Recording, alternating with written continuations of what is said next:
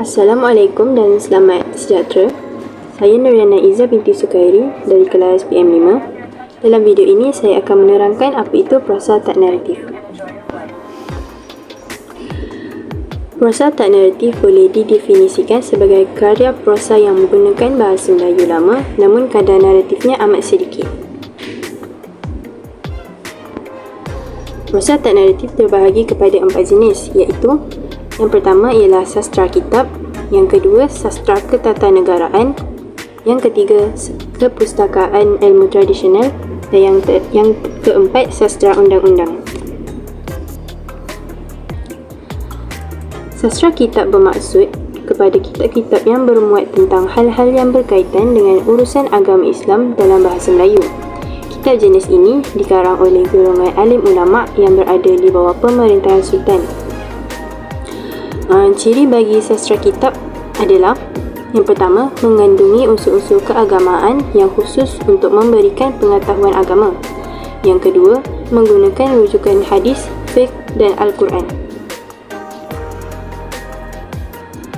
Ini merupakan contoh sastra kitab, iaitu kitab Hadikat Al-Azhar wa Al-Rayahin.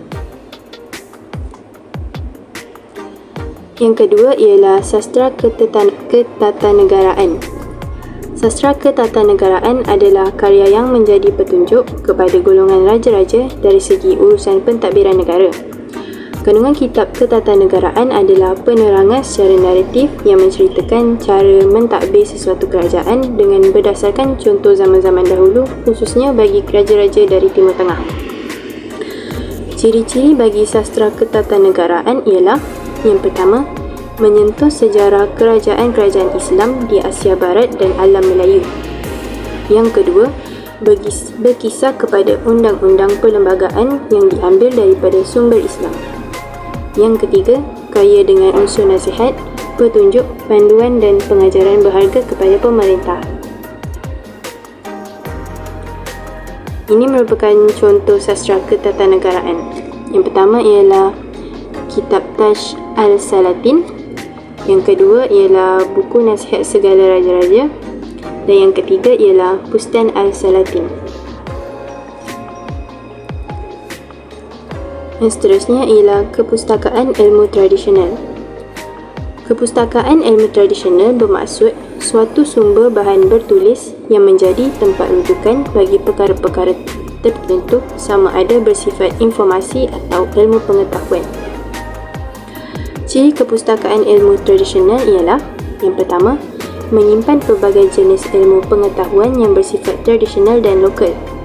Yang kedua, tersimpan dalam khazanah-khazanah lama seperti naskah lama, kuno dan arkaib. Maafkan saya. Ini merupakan contoh bagi kepustakaan ilmu tradisional. Bukunya ialah buku kepustakaan ilmu tradisional. Yang seterusnya ialah sastra undang-undang.